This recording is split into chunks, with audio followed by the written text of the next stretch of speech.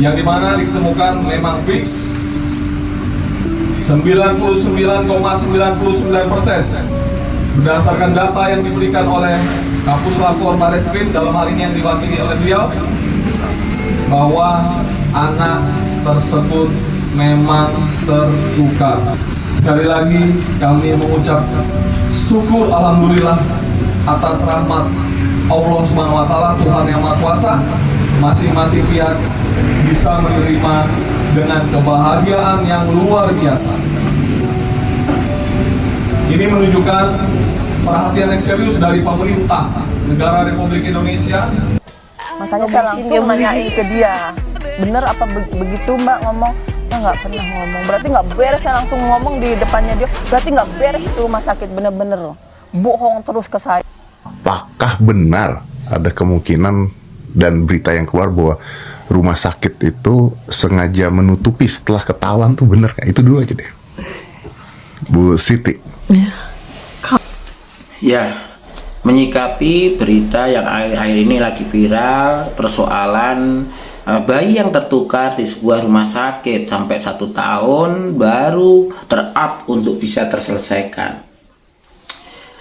Tentu sebenarnya terlepas dari ini terselesaikan atau tidak dan ternyata terbukti bahwa memang tertukar dari hasil DNA yang sudah diumumkan oleh Bapak polisi, ya, tentu ada dampak secara kesehatan mental atau kesehatan jiwa, tidak saja bagi ibunya, tetapi orang tuanya atau bapaknya, juga bagi bayinya.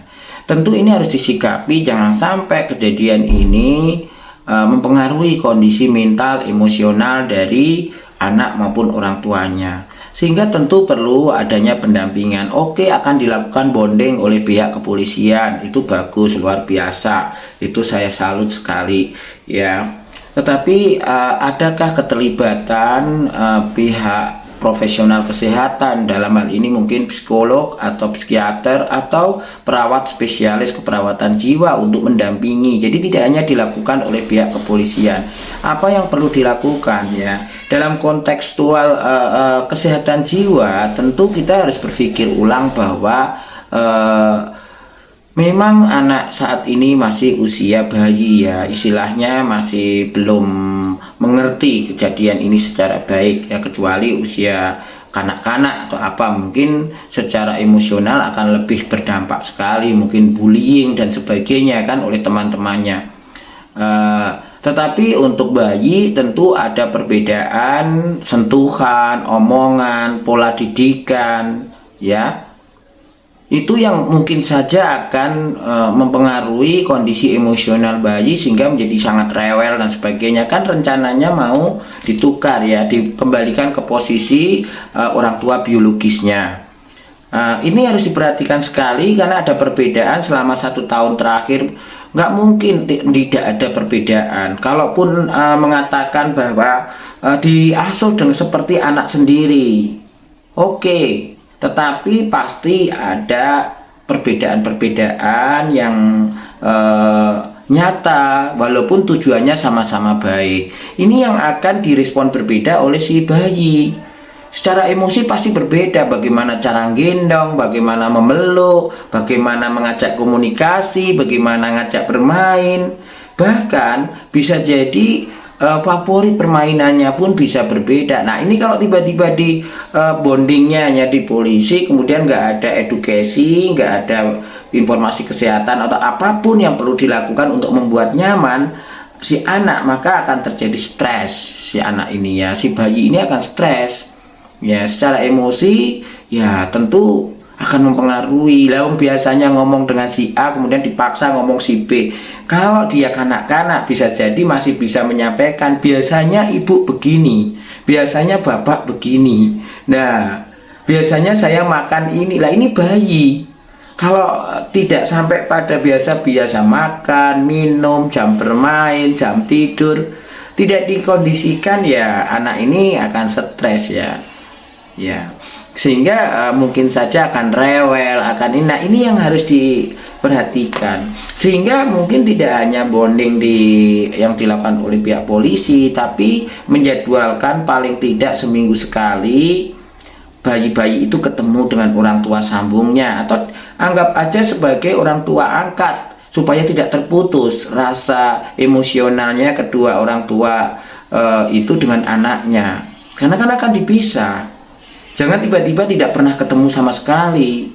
Bisa saja anak ini sudah mendapatkan value, nilai yang luar biasa dari orang tuanya yang lama ya.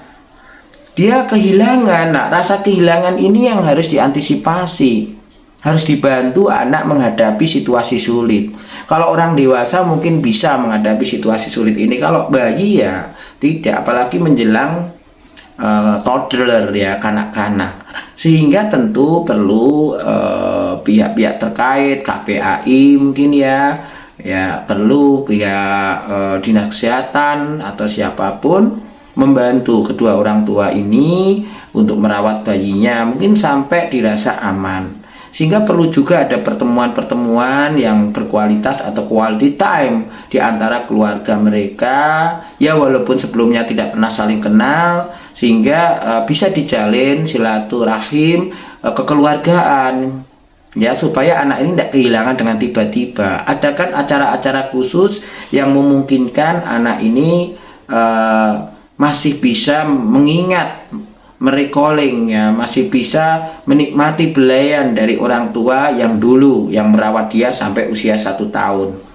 Setelah itu baru pelan-pelan diberi pengertian, sehingga bayi-bayi ini akan ngerasa tanpa kehilangan yang berarti, karena bisa jadi anak ini sudah mengalami yang namanya perasaan berbeda dengan orang tua mereka.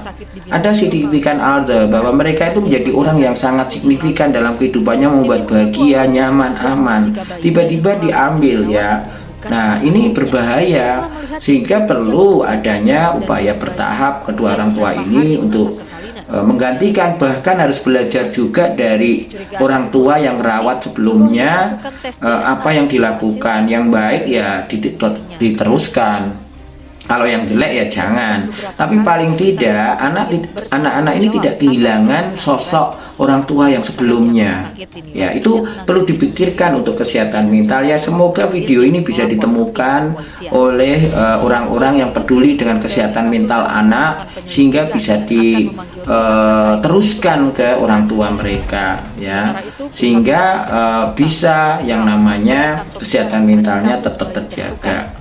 Ya jangan sampai hanya gara-gara ini anak menjadi stres, menjadi ada masalah di kesehatan mentalnya, ya tantrum atau apa. Nah kan kasihan ya.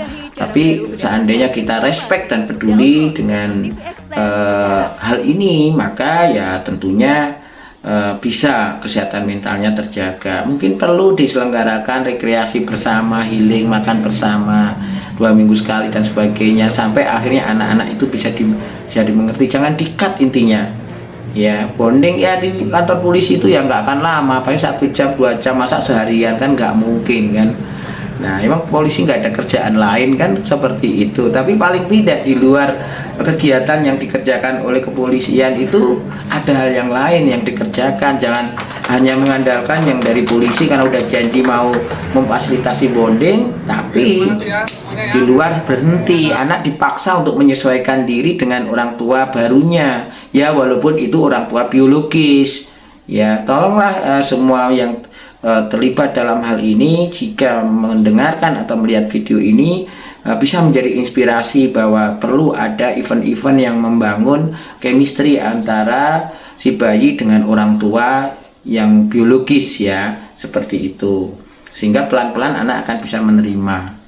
Dan kalaupun ketika kanak-kanak atau usia sekolah ada yang melihat jejak digital dari berita tentang orang tua mereka, tentu akan bisa yang namanya mengerti dan bisa menerima. Jadi tidak akan menjadi bullying itu justru akan mengganggu kesehatan mental di usia kanak-kanak. Kan kita tidak bisa kontrol anak-anak seluruh Indonesia tempat dia tinggal, teman-teman sekolahnya. Mungkin saja dia lihat, dapat cerita dari orang tua, kepo, kemudian melihat, kemudian menjadi bahan olok-olok, ya bisa saja. Makanya kalau zaman sekarang kita kan juga nggak bisa memerintah orang nggak lihat media sosial, TikTok atau YouTube ya, atau platform lain. Tapi paling tidak sebagai orang tua kita harus mengantisipasi untuk kesehatan mental anak atau bayi saat ini dan masa yang akan datang, khususnya masa anak-anak dan remaja. Jangan sampai dengan peristiwa ini orang tuanya udah clear, udah bahagia, udah senang ketemu anak biologisnya, tidak memperhatikan kesehatan mental si anak ya.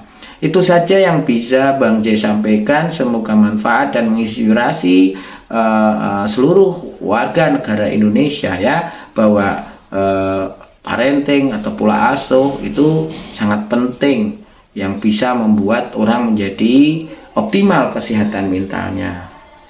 Itu saja. Terima kasih. Wassalamualaikum warahmatullahi wabarakatuh. Sampai jumpa.